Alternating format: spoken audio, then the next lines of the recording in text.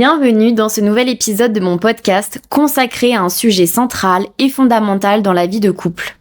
L'égalité dans le partage des responsabilités et des décisions. Aujourd'hui, nous allons explorer cette thématique sous plusieurs grands axes.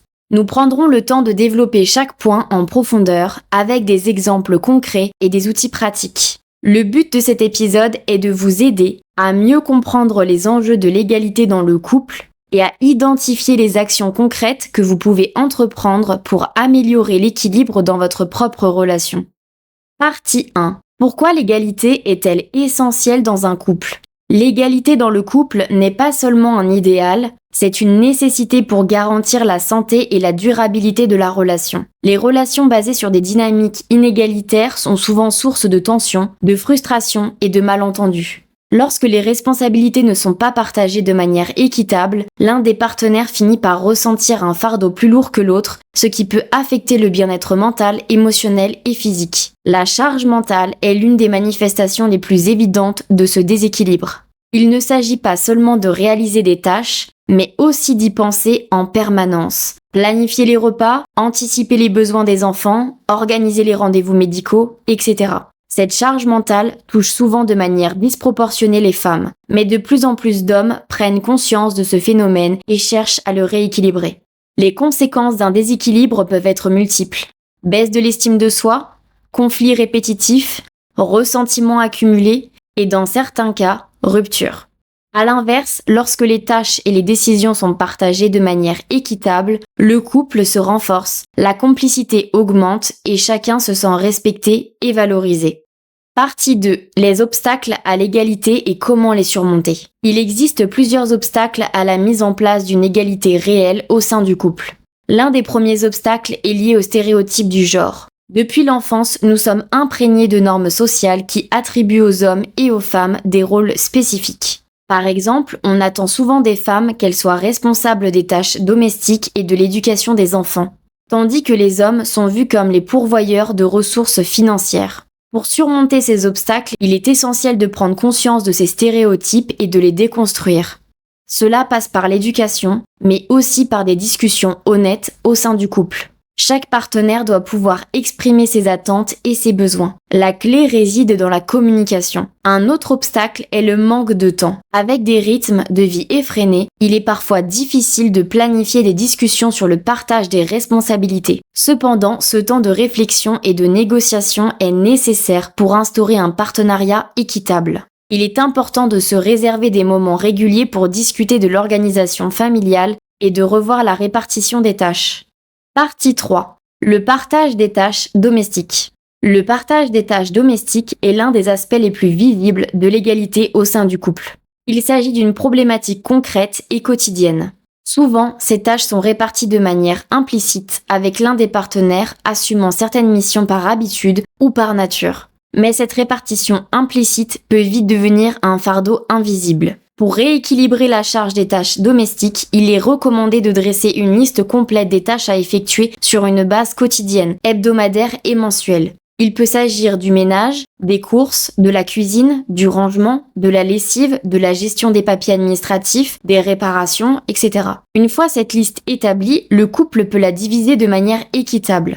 Les discussions autour des tâches domestiques ne doivent pas se limiter à qui fait quoi. Elles doivent aussi aborder la fréquence des tâches et les éventuels ajustements à faire en fonction des imprévus.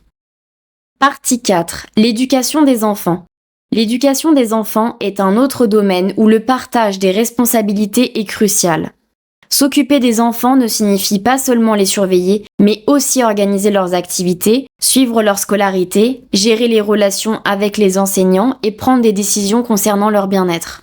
Dans de nombreux foyers, la gestion des enfants repose souvent sur un seul parent, généralement la mère. Pour éviter ce déséquilibre, il est utile d'établir une liste des responsabilités parentales et de voir comment elles peuvent être réparties. Par exemple, un parent peut se charger des devoirs scolaires, tandis que l'autre s'occupe des rendez-vous médicaux. Cette répartition doit être flexible et ajustée en fonction de l'évolution des besoins des enfants et des disponibilités des parents. Il est également important que les décisions concernant les enfants soient prises conjointement. L'éducation ne doit pas être le domaine exclusif d'un seul des parents. Il est conseillé d'organiser des points de suivi réguliers pour discuter de l'évolution des enfants, de leurs besoins et des décisions à prendre pour leur bien-être. Partie 5. La prise de décision à deux. Les décisions dans un couple ne concernent pas seulement les tâches du quotidien, elles peuvent aussi toucher à des choix de vie stratégiques comme l'achat d'un bien immobilier, le choix de l'école des enfants ou même les décisions professionnelles. Ces décisions ne doivent pas être imposées par l'un des partenaires mais co-construites. Il est utile de mettre en place une méthode de prise de décision. Par exemple, l'utilisation du tableau pour et contre peut aider à voir les différentes perspectives. Les deux partenaires doivent pouvoir exprimer leur point de vue, évaluer les options et parvenir à un consensus. Cette approche favorise la transparence et permet d'éviter les regrets ou les malentendus. Partie 6. Les outils pour renforcer l'égalité au quotidien. Il existe plusieurs outils qui peuvent aider les couples à mieux organiser le partage des responsabilités et la prise de décision. Faites-vous un planning, accroché au mur, aimanté à votre frigo, où vous pouvez utiliser des applications de gestion de tâches, comme Todoist ou Trello. Cela permet de suivre les tâches en cours, de les attribuer à des personnes précises et de fixer des échéances. Les plannings partagés, via Google Agenda par exemple, sont également très utiles pour assurer une bonne répartition des rendez-vous et des tâches répétitives.